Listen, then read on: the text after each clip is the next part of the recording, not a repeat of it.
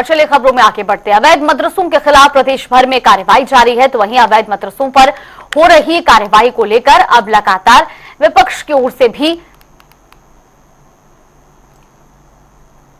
आपको बता दें कि इस कार्रवाई के तहत आज हरिद्वार में 15 से ज्यादा मदरसों को सील कर दिया गया।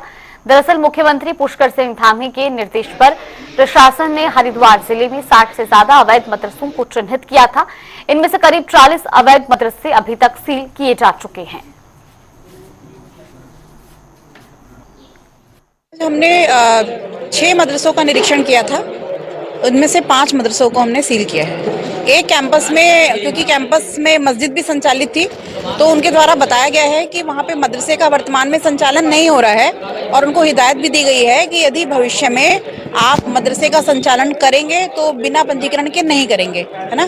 तो बाकी भी जो मदरसे हमने देखे हैं उनका किसी का चूंकि पंजीकरण नहीं है और मौके पर संचालित पाए गए हैं, इसीलिए उनको सील करने की कार्यवाही की गई है।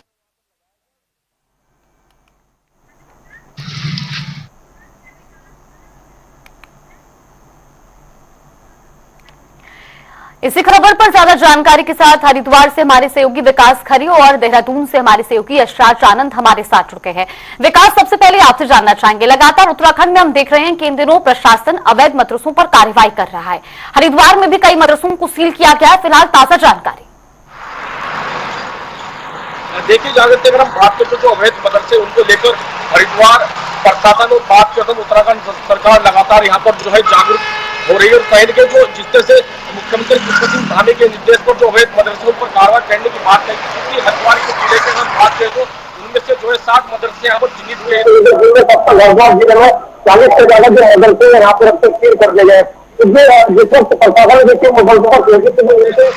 जो उससे संबंधित जो दस्तावेज थे वो वहाँ पर नहीं पाए गए। तो कल भी अगर हम बात करें तो 15 से ज्यादा यहाँ पर जो मदरसे हरिद्वार प्रशासन तहसीलदार की हम बात करें तो उनके द्वारा यहाँ पर तमाम हम नक्सल की बात करें तो ऐसे अवैध मदरसे यहाँ पर पाए गए हैं जिन पर हरिद्वार प्रशासन की यहाँ पर कार्रवाई हो।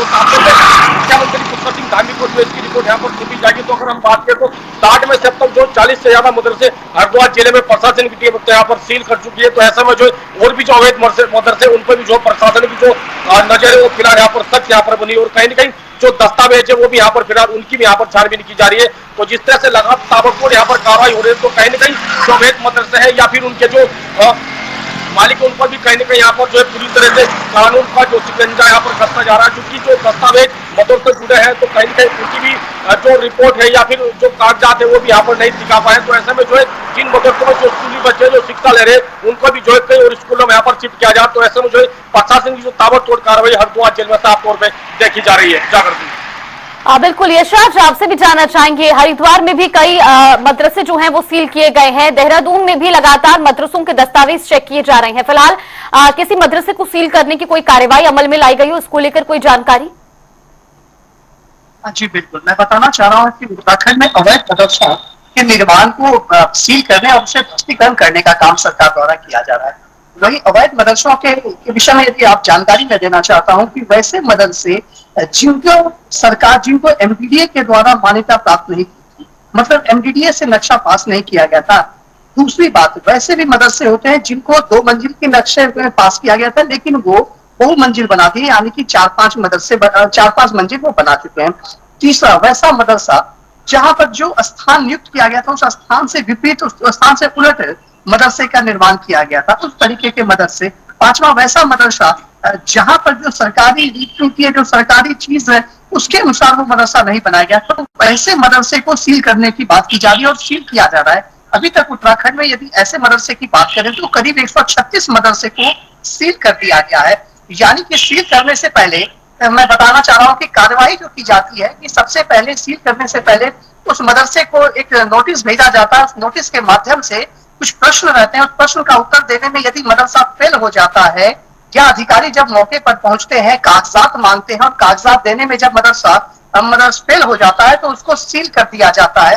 कई ऐसे मदरसे, करीब 136 मदरसे जिसको सील किया गया, उसमें इसी प्रकार की धांधली हो रही थी। यानी कि कई मदरसे के नक्शे ही पास नहीं थे, कई मदरसे अवैध तरीके से बनाया गया था, कई मदरसे अपनी जमीन से हट करके बनाया गया था। तो ऐसे मदरसे को सरकार के द्वारा सील करने की कार्यवाही की जा रही है। सबसे बड़ी बात है, मैं आपको बताना चाह रहा हूँ कि स्पष्ट रूप से कि उत्तराखंड में जो धामी सरकार है या अवैध निर्माणाधीन जितने भी मकान हैं, चाहे मदरसे हैं, यहाँ तक कि कुछ कुछ मंदिरों को भी ध्वस्तीकरण का काम किया जा रहा है। कि इसमें से यदि बात करें कि अवैध मज़ार कई जगह वन विभाग की जमीन पर बना हुआ मिल रहा है, कई जगह नदी नाले खाले में बनाए हुए मिल रहे हैं जो अवैध रूप से बना हुआ है। सरकार सिर्फ इन्हीं मदरसों को सील करने का काम कर रही है। वहीं यदि बात करें कि प्रमुख विपक्षी दल कांग्रेस की, तो कांग्रेस लगातार सवाल खड़ा कर रहा है कि आखिर यदि मदरसे को सील करने का काम किया जा रहा है, आखिर बच्चे पढ़ने कहाँ जाएंगे। तो दूसरी सबसे बड़ी बात है कि अगर बात करें मुख्यमंत्री हरीश रावत की, पूर्व मुख्यमंत्री हरीश रावत की, तो हरीश रावत भी मदरसों के तोड़ने पर उनके आंखों से आंसू छलक रहा है। बात यहाँ पर मदरसे को तोड़ने की नहीं है, बात यहाँ पर अवैध मदरसे को तोड़ने की बात सरकार लगातार कर रही है। और मुख्यमंत्री पुष्कर सिंह धामी का भी स्पष्ट रूप से कहना है कि अवैध मदरसे जो है इनको तोड़ा जाएगा, और जब तक अवैध मदरसे को उत्तराखंड से हटा नहीं दिया जाता तब तक यह कार्रवाई अनवरत रूप से चलती रहेगी। तो इस प्रकार से साथ ही साथ यदि बात करें, मुख्य प्रवक्ता कांग्रेस की गरिमा दसोनी ने कहा कि यदि मदरसे टूट जाएंगे तो बच्चे कहाँ पढ़ने जाएंगे।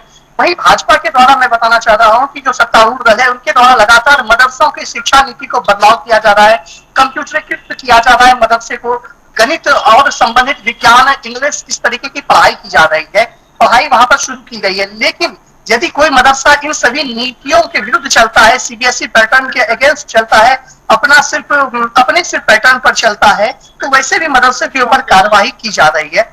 क्योंकि सबसे बड़ी बात है कि भाजपा चाहती है कि मदरसे में पढ़ने वाले बच्चे जो हैं वो सिर्फ कुरान तक ही सीमित ना रहें, बल्कि उन्हें जो भौतिकवादी ज्ञान है, उन्हें जो सांसारिक ज्ञान है, यहाँ तक कि उन्हें जो नौकरी पेशा में आने के लिए जो ज्ञान अर्जित करना पड़ता है, उस ज्ञान का भी उन्हें जानकारी मिले।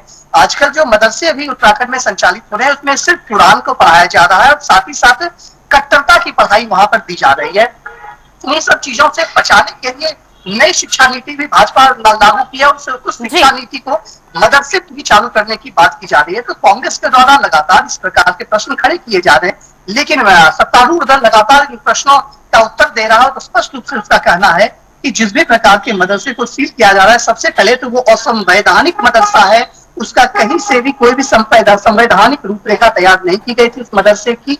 और यदि कांग्रेस को इससे दिक्कत हो रही है तो वो स्पष्ट रूप से बोल दें कि वो अवैध मदरसों के समर्थन में खड़ी है। इसके जवाब में, प्रत्युत्तर में कांग्रेस चुप्पी साध लेती है। इसके कुछ कहना कांग्रेस इस पे नहीं कुछ कह पाती है, लेकिन भाजपा स्पष्ट रूप से कह रही है कि भाजपा जो भी मदरसे को सील कर रही है वो अवैध मदरसा है। क्या कांग्रेस यह चाहती है कि प्रदेश में अवैध निर्माण का काम हो?